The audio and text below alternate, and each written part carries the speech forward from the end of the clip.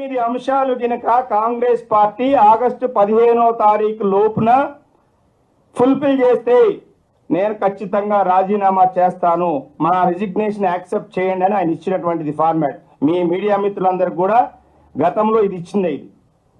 ఈ రోజు కూడా దీనికి కట్టుబడి ఉన్నాం. ఈ రోజు కూడా ఈ 8 ఇట్లను ఒక్కడని ఇంప్లిమెంట్ చేసినావా? ఒక్కటి. నిన్న ఖమ్మం వచ్చాడు, పిచ్చి పిచ్చిగా మాట్లాడతాడు. ఆయన ఏదో కట్టించినట్టు సీతారామకి, ఆయన ఫండ్స్ ఇచ్చినట్టు. నీకు తెలుసా అసలు సీతారామ గురించి? ఆడ మంత్రులు చాలా మంది చాలా విషయాలు మాట్లాడు.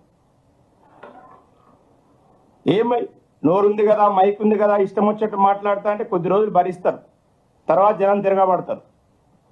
అంత ఈజీగా ఏముండదు. ఒకటే గొంతు చించుకుని ముఖ్యమంత్రి కాకముందు ప్రజాస్వామ్య పరిరక్షణ, ఈ రాష్ట్రంలో ప్రజాస్వామ్యం లేదు, డెమోక్రసీ లేదు, ముళ్ళ కంచెలు వేశారు, ముళ్ళ కంచెలతో పరిపాలన చేస్తానని చెప్పిండ్రు. నువ్వు నిన్నేం చేసినావు? బీఆర్ఎస్ పార్టీ వాళ్ళనే కాదు, ఎంఎల్ పార్టీ వాళ్ళని, సిపిఎం వాళ్ళని, సిపిఐ వాళ్ళని, బీజేపీ వాళ్ళని అందరినీ ముందస్తుగా అరెస్ట్ చేశారు. నీకేందంత భయం?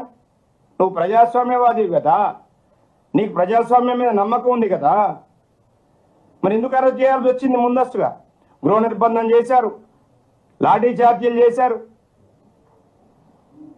అంటే చెప్పేది ఒకటి, చేసేది ఒకటి. రేవంత్ రెడ్డి గారు సీతారామ గురించి మాట్లాడతారు. సీతారామ డిజైన్ చేసింది ఎవరు? మరి మేము ఉంది 10 సంవత్సరాల అధికారంలో, మీరు సుమారుగా 50 సంవత్సరాలు ఉన్నారు. 50 సంవత్సరాల అధికారంలో ఉండి ఖమ్మం జిల్లాలో ఉన్నట్టు సీతారామ ప్రాజెక్టుని, దుమ్ముగూడెం ప్రాజెక్టు ఎందుకు పూర్తి చేయలేకపోయారు? కేసీఆర్ గారు వచ్చినాక ఎందుకు నిధులు కేటాయించారు? 80% వర్కులు మా టైంలో పూర్తయిన వాటికి మీరు మోటార్ లాంచ్ చేశారు. నిన్న వెళ్ళి ఎవడికో కన్న బుడ్డాడు నా బిడ్డ అని చెప్పుకున్నట్టుంది వీళ్ళ పరిస్థితి, కాంగ్రెస్ వాళ్ళ పరిస్థితి. ఇంకో మంత్రి మాట్లాడుతారు, ఆయన కమిషన్లు ఇచ్చి కమిషన్లు ఇచ్చి ఆ కమిషన్లకు అలవాటు అయిపోయిన ఆయన కమిషన్ల గురించి మాట్లాడతాడు. నేను ఒకటే అడుగుతున్నా, మీకు నిజంగా ప్రజాస్వామ్యం మీద నమ్మకం ఉంటే ఆయన మాకు వచ్చి చెప్తున్నాడు పట్టపగులు పచ్చి అబద్ధం, రాష్ట్రంలో రైతులందరికీ 2 లక్షల రుణమాఫీ చేసినాను. సోనియా గాంధీ గారు బర్త్డే రోజు 40,000 కోట్లు రుణమాఫీ చేస్తా అన్నారు. మళ్ళా పార్లమెంట్ ఎన్నికలకు వచ్చే వరకు 31 కోట్లు చేస్తానని చెప్పారు.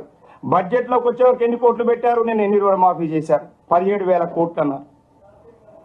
మేము ₹1,00,000 లోపు రుణమాఫీ చేస్తేనే 30 లక్షల మంది రైతులు వచ్చారు. మరి 2 లక్షల రూపాయలు రుణమాఫీ చేస్తే ఎన్ని లక్షల రైతులు రావాలి? మేము ₹1,00,000 లోపు రుణమాఫీ చేస్తేనే 17,000 కోట్లయినాయి. నువ్వు 2 లక్షల రూపాయల రుణమాఫీ లోపు చేస్తే 17,000 కోట్లు ఎట్లయినాయి? ఇలా కాంగ్రెస్ పార్టీ నాయకులందరూ చెప్తున్నారు ఇది ఒక చారిత్రక ఘట్టం అని చెప్తున్నారు. మీరు చెప్పేది చారిత్రక ఘట్టం అయితే మీకు దమ్ము ధైర్యం ఉంటే మీ యొక్క గన్మెన్లను పక్కకు పెట్టండి, మీ సెక్యూరిటీని పక్కకు పెట్టండి, గ్రామాల్లో గ్రామ సభలు పెట్టండి రైతులతోని. మీ రుణమాఫీ చేసిన రైతులందరితో కూడా రుణమాఫీ గ్రామాల్లో మీరు ఈ రైతు సదస్సులు పెట్టండి. మీకు అప్పుడు రైతుల తడాక ఏందో తెలుస్తుంది. మీ ప్యాంట్లన్నీ ఊడగొట్టించి ఉరికిస్తారు రైతులు గ్రామాల్లో. ప్రతిదానికి నోరుంది కదా అని పారేసుకొని కేసీఆర్ గారి కుటుంబాన్ని, హరీష్ రావు గారినో లేకపోతే కేటీఆర్ గారిని తిట్టాం. ఎన్ని రోజులు తిడతారు? బీజేపీ వాళ్ళు ఏం చేశారో మీరు అదే చేస్తున్నారు. బీజేపీ వాళ్ళు 10 సంవత్సరాల పాటు మీ నెహ్రూ కుటుంబాన్ని తిట్టడంలోనే వాళ్ళు తలమునకలై ఉన్నారు. 10 years నెహ్రూ కుటుంబం మీద, ఇందిరాగాంధీ గారి మీద, రాజీవ్ గాంధీ గారి మీద, నెహ్రూ గారి మీద దుమ్మెత్తి పోసే కార్యక్రమం బీజేపీ చేసింది. మీరు కూడా అదే వారసత్వం పుణికిపుచ్చుకున్నట్టుంది ఈ ముఖ్యమంత్రి గారు. ఎందుకంటే ఈయనకు కూడా బీజేపీ మూలాలు ఉన్నాయి, ఈయన ఆర్ఎస్ఎస్ మూలాలు ఉన్నాయి.